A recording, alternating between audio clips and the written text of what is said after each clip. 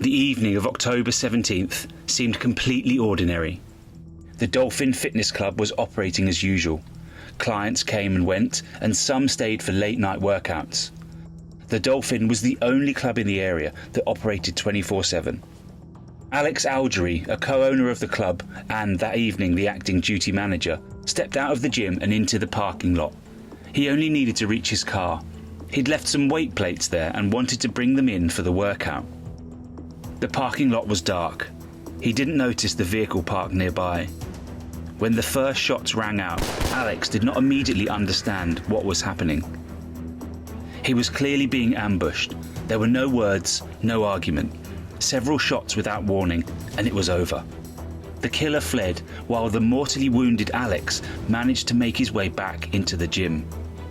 He uttered only one sentence: "I've been shot." Minutes later, he was dead. Those who fired the shots vanished without a trace. They took nothing and left no evidence behind. To the police, it looked like a professional hit. But a professional killing always has a reason. And now that reason had to be found. Alex Algeri grew up and lived in Amityville, New York. Surprisingly little was known about his personal life. No high-profile romances, no bitter breakups, no stories that could have curdled into hatred. He wasn't a public figure and did not seek attention. Work and fitness consumed almost all of his time. He met his business partner, Paul Riddle, through sports. Over time, their training sessions turned into friendship, and friendship turned into business. In the late 1990s, they opened one of the first 24-hour fitness clubs in the country. At the time, it was almost revolutionary. A gym that never closed, day or night. The club quickly became popular. It was the dawn of the fitness boom. Within the partnership, their roles were clearly defined. Paul was tough, aggressive, always out front. Alex was calm and even-tempered, the one who made sure everything worked. He never wanted to be the face of the club. Employees later recalled that whenever a problem arose, Alex handled it quietly. So who could this man possibly have crossed? Financially, the club was successful, but Alex did not live a lavish life, did not flaunt money, and didn't seek attention. In short, he was the classic good guy. But if Alex came across as the good guy, his business partner, Paul Riddle, was the complete opposite. Paul always lived on the edge. Maximum training, maximum strength, maximum indulgence. He was loud, visible, and sharp-edged. Many saw him as aggressive. People reacted to him in different ways. Some respected him. Others were wary of him. In the business, Paul was the public face of the fitness club. He handled negotiations and settled many disputes. But calling him diplomatic would have been a stretch. Most conflicts arose around him, and often because of him. When police began looking at Alex's inner circle, Paul quickly moved to the center of attention. Best friend, business partner, the man Alex seemed to trust completely. But it was precisely someone like that who could become a suspect. But suspicion is one thing, and proof is another. And the police faced a simple question: what do you do next? There was no evidence, no cameras in the parking lot. The weapon was never found. The witness had seen only a silhouette. Still, Paul Riddle's name began appearing more and more often in the case files. He was the business partner and the last, if not the only person, Alex had a conflict with. And more than that, he fit the attacker's description: a tall, solidly built white man. Paul was asked to come to the station. He arrived calmly and didn't ask for a lawyer. He answered investigators' questions directly and without hesitation. Yes, there'd been disagreements between him and Alex. Yes, they had argued about money. But according to Paul, these were ordinary business disputes. He insisted that he wished Alex no harm, and that no problems could ever have led him to murder. There was no way to verify any of it. When the interrogation ended, police were left with a strange feeling. They couldn't prove his involvement, but they couldn't cross him off the suspect list either. In a case with no clear motive and no physical evidence, Paul Riddle became the man the investigation let go, but could never truly let go of. This is how Paul Riddle became the police's main suspect. He hadn't been arrested yet, but officers decided to keep him under watch. And the reasons to suspect him only continued to grow. It turned out on the day of the murder, Paul was supposed to be on duty at the club, not Alex. At the last moment, he claimed he had personal matters to attend to and asked Alex to cover for him. Paul did not have a solid alibi. He said he'd been alone, no one saw him at the time of the crime, and no one could confirm his whereabouts. But no one could disprove them either. After the murder, his behaviour became even stranger. He showed up at the club less and less. And in Amityville, Paul was seen only rarely.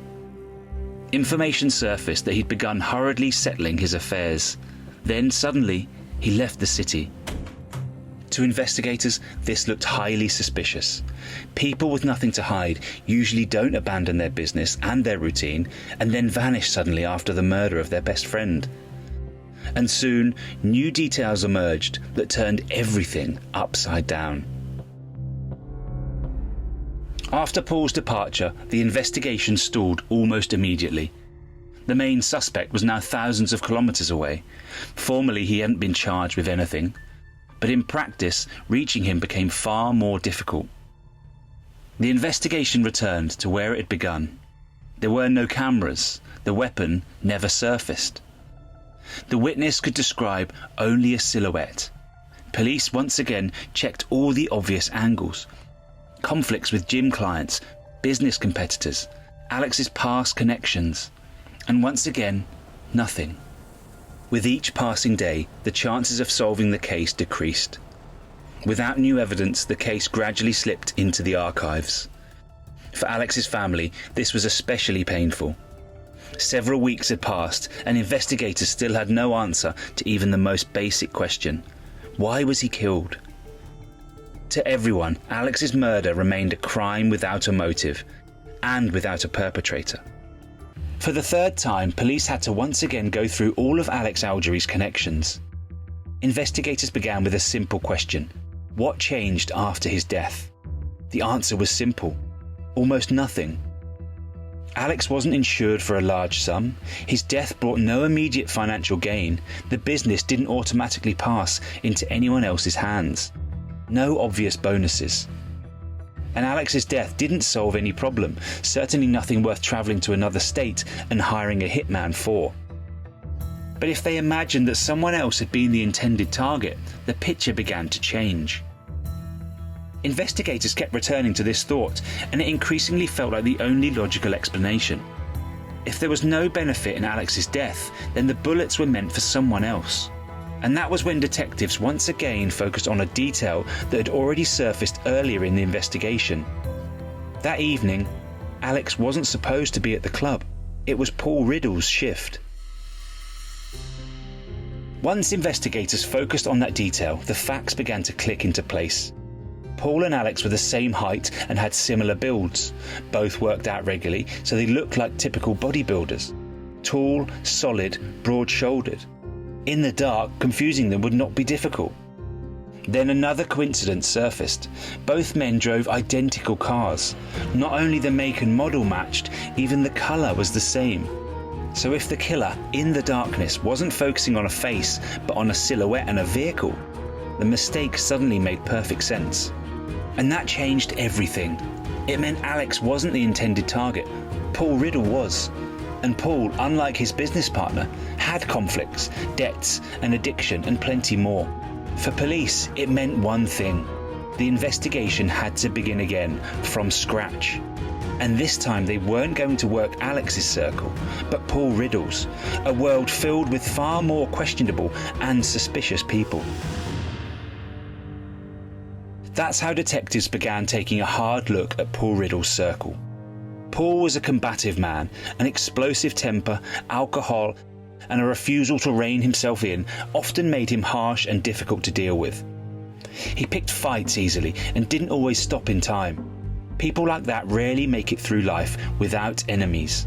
Someone could have held a grudge. Someone could have had it out for him. But there was another factor. Paul was physically strong. Athletic, large, used to fighting. Taking him head-on wouldn't be easy. which meant that if someone wanted him dead, they might look for a way around that. Investigators turned to his finances. Paul spent more than he earned. Alcohol and illegal substances were expensive. He wasn't only skimming money from the club's account, he also borrowed directly, and he never went to banks, but to people with a certain reputation. Lenders like that don't like waiting, but they also don't file complaints or take you to court. They handle things differently. In theory, it all looked convincing. If Paul had threats, conflicts and debts, then someone could have wanted to remove him using hired help. But in practice, it played out differently. Police checked one theory after another, one person after another. Everyone Paul had fought with, everyone he'd borrowed from, and every time it was a miss. None of them had left the state, no one was spotted in Florida.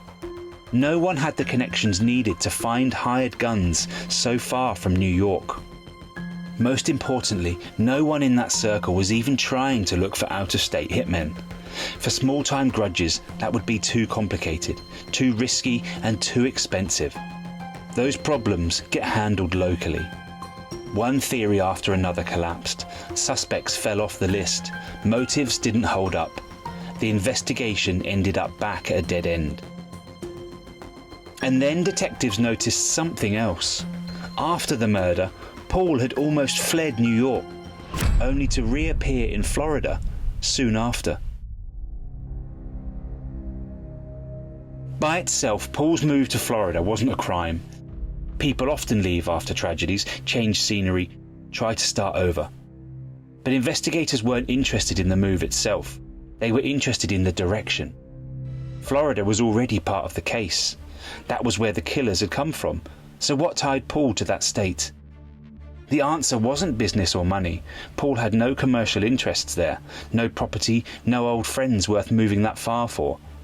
But he did have a personal reason, a person for whom he was willing to change plans, compromise and make decisions against his own will. Digging a little deeper, police discovered that in Florida, Paul had a family, a wife and a young son who'd moved there after a family conflict. The woman had already settled into the new place. And in this tangled, absurd case, another name suddenly entered the frame: Leanne Riddle. Leanne met Paul Riddle by chance. He walked into the bar where she worked. He clearly liked the girl behind the counter. Paul left a generous tip, struck up a conversation, and invited her to dinner. He was different from the men she'd known before. Collected, physically strong, confident, he had a business and plans. The relationship moved fast. Within a few months, Leanne learned she was pregnant. For her, it was a reason to worry. She already had a child from a previous relationship whom she was raising alone. But Paul's reaction calmed her. He was happy and he proposed right away. He wanted the child to be born and raised in a complete family. Their whirlwind wedding was modest, but Paul's intentions were serious. He bought a house, began providing for the family, and from the outside, everything looked stable. But cracks appeared quickly. Paul drank heavily, sometimes he used illegal substances. In those moments he became sharp and unpredictable. Over time, the calm inside the house began to disappear. And after their son was born, life for Leanne and Paul grew even more complicated. More responsibility, fewer compromises. Paul was away from home more and more often. Work at the fitness club took a lot of time, but not everything could be explained by business. Alcohol and illegal substances gradually began to shape his behaviour. He grew irritable, sharp, sometimes aggressive. Leanne tried to talk to him, asked him to stop, but the conversations went nowhere. Over time, as she said later, she began to fear being alone with him, especially with a small child in the house. In truth, Leanne wasn't perfectly suited to domestic life either. She loved a fun life unburdened by routine. Sitting at home with a small child, waiting for her husband to come back from work, wasn't her idea of living. Little by little, a decision hardened inside her. To leave, to just take off and run. And one day, when Paul wasn't home, she carried out the plan. She packed her things and left for Florida to stay with her mother, with whom she'd reconnected by then. To everyone, she explained her decision as an attempt to protect herself and the child, and to buy time. But Paul saw her departure as a betrayal. Because with Leanne, he was losing the most important thing, the chance to see and raise his son. Paul himself had grown up without a father, and he wanted no such future for his child. Leanne's move to Florida didn't go without consequences. Paul wasn't going to accept that his son was living in another state. He hired attorneys and initiated proceedings in New York. This wasn't about divorce. It was about determining the child's primary residence. By law, Leanne had no right to take her son that far unilaterally without the other parent's consent or a court order. The court ordered her to return to New York with the child. The deadline was clearly set. For Leanne, the judge's decision sounded like the clang of a prison gate. She was forced to return to a house she hated, to a man she already despised. She was trapped. Leaving Paul meant losing her son. Staying meant losing her free life. Negotiations failed. Paul controlled her every step. That was when despair turned into cold fury. Leanne understood. As long as Paul was alive, she would never be free. Legally, she had lost, but she still had another path to freedom. It was both illegal and bloody. And she decided to take it. Returning to New York did not necessarily mean reconciliation, but outwardly it looked exactly like that. Leanne was living in Paul's house again. Their son was nearby. The court proceedings were paused. Formally, the family was back together. Paul promised he would change, said he'd quit. He tried to be attentive and calm. For a while, it really was enough. From the outside, it seemed like the crisis had passed. Leanne changed too. She became a caring, anxious wife. She was on edge and told people close to her that Paul might be in danger, that something wasn't clean around him. The words sounded strange. Paul had never been linked to organised crime. No real threats had been documented either. And yet Leanne returned to that topic again and again, as if she were preparing the ground for something that hadn't happened yet. And that was when she became pregnant for a second time. At that stage, no one yet understood how important all these details would become to the case. The reasons for Leanne's strange behaviour had nothing to do with concern for her husband. In Florida, a different life had already begun taking shape for her. There, far from New York and the constant fights with Paul, she met Ralph Salerno. He was what people would call her type. Tall, physically powerful, used to dominating. He worked security at a nightclub, knew how to make an impression, and liked feeling in control. The relationship moved fast, just as it had once with Paul. Leanne didn't hide that she seriously considered staying in Florida and starting a new life beside this man. But those plans collapsed suddenly. Paul went to lawyers. The custody dispute moved from phone arguments into the legal arena. Leanne realised she wouldn't be allowed to simply leave with her young son. Returning to New York was not her choice, but a forced step. Florida was left behind, but she did not cut the thread to that life. So Leanne was living with Paul again, but she continued communicating with Ralph. Conversations quickly stopped being just a secret exchange between two lovers. Leanne talked about the courts, about how Paul wouldn't let her leave with the child, about how every decision was no longer hers to make. Ralph listened closely, and he asked questions about Paul, his habits and his schedule. Gradually, another topic entered their conversations: money. The fitness club was doing well. The business provided steady income.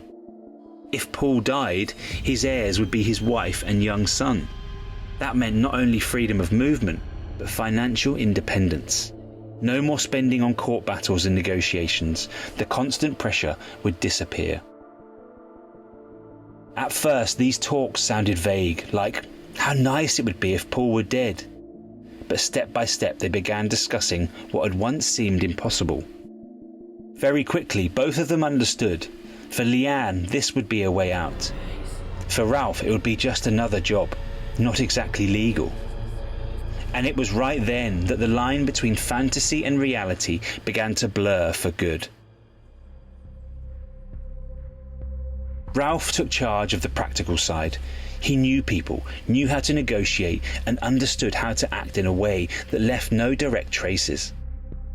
Leanne provided information, where and when Paul usually was, his shift schedule at the club, and when he was alone. Of course, she also told Ralph what car Paul was driving at the time. The location was chosen in advance as well, the dark parking lot of the fitness club. No lighting, no surveillance cameras, no witnesses. By that point, Leanne already knew she was pregnant. But this did not bring her closer to Paul. On the contrary, their relationship was cracking again, and most of the time they lived separately. Paul tried his best, but he had no idea that his wife had entirely different plans. For Leanne, the pregnancy meant only one thing. She had to act quickly. Any delay meant risking losing control once again. One thing was crucial. Nothing was allowed to point back to Leanne. Ralph insisted that the perpetrators had to be outsiders. The farther from New York, the safer. And that was how the decision was made to come from Florida. All that remained was to wait for the right moment. The preparation didn't take long. Ralph needed a driver, and he found one in Florida with no trouble. A man from the same environment. He had no major crimes behind him, but he did have legal issues. That made it more likely he would keep his mouth shut. Scott was short on money, so he didn't ask unnecessary questions. Ralph offered a simple scheme. Rent a van, drive him to New York, wait a little, then drive back. No details, no names, payment in cash. And so they left Florida, crossed several states, stopped only briefly. The main goal was to avoid drawing attention. Ralph spoke very little. Most of the drive passed in silence. In New York, they stopped near Amityville. Ralph said they wouldn't have to wait long. That evening they pulled up to the fitness club. The driver stayed in the van. Ralph stepped out. He was sure he knew who would appear in the parking lot. But he was wrong. Chance intervened.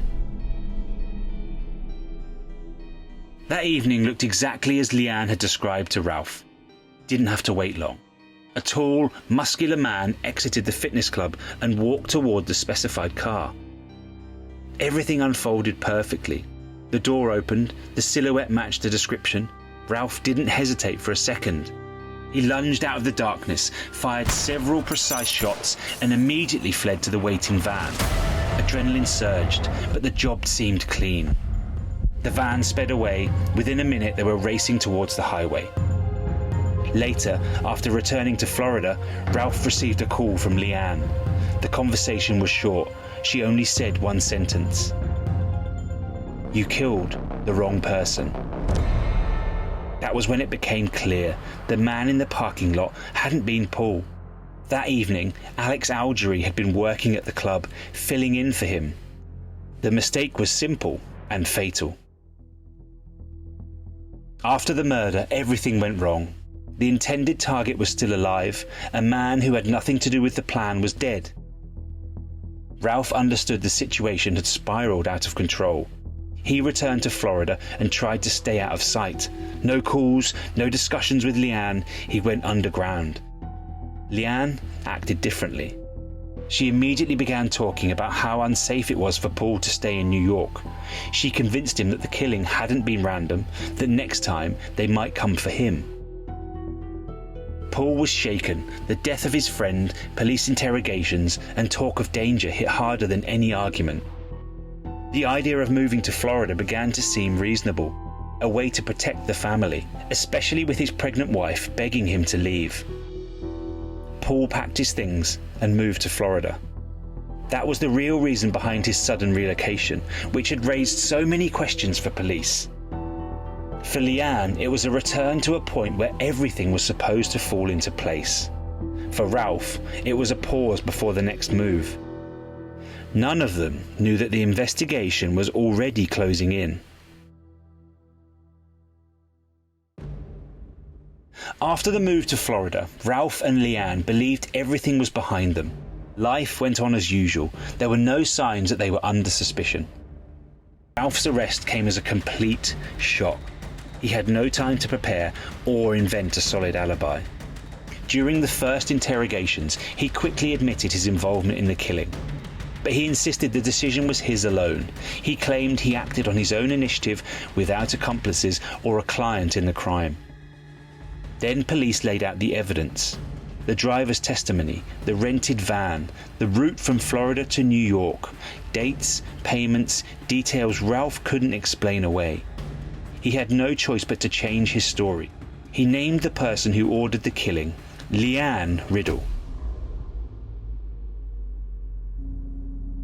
After Ralph's testimony, Leanne's arrest was only a matter of time. Her name appeared in the files as the client. Ralph gave up everything: motives, dates, conversations, routes. The warrant was issued quickly. Leanne was arrested in Florida. During interrogation, she denied everything, claimed Ralph was framing her to save himself, insisted she'd never asked to kill anyone. But it wasn't just Ralph's words against hers. There was the driver's testimony, the logistics, and most importantly, the mistake with the target. Leanne knew who was supposed to die, and she knew that the wrong man had been killed. And then there was her own behaviour, constantly frightening Paul, talking about danger, pushing him to flee New York. This was no longer a case of a mysterious death. It was now clearly a case of contract murder. The trial began several years after the murder. By then, the prosecution's version was complete. Confessions were heard in court. The driver confirmed the trip, the route, and the van rental. Ralph admitted he had shot Alex Algeri. He detailed who had pushed him toward the crime and why. He stated that Leanne had insisted on eliminating Paul, that she'd provided photos, the car description, and the schedule. Leanne's defence was built entirely on denial. She never admitted guilt and claimed she was the victim of false accusations. The jury was not convinced. The court ruled Alex Algeri's death was the result of a mistake. The true target had been Paul Riddle. Sentences were handed down separately. Ralph Salerno received life imprisonment without the possibility of parole. The driver, Scott Padgett, was sentenced to a lengthy term for complicity. Leanne Riddle was found guilty of organising the murder. She was sentenced to life in prison with the possibility of parole no earlier than 25 years later.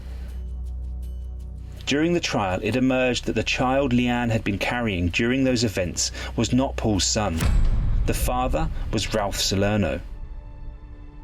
For Paul, already crushed by everything that had happened, this was yet another blow. He gave no public statements and sought no attention. After the trial, he returned to a life that had to be rebuilt from scratch. Paul and Leanne's son, Nicholas, remained with his father. The court granted Paul full custody. Over time, Paul remarried, and a daughter was born in that marriage. The fitness club where Alex Algeri was killed was renamed in his honour, which felt only fair. Alex was a good man who'd poured his heart into that club. He was simply in the wrong place at the wrong time.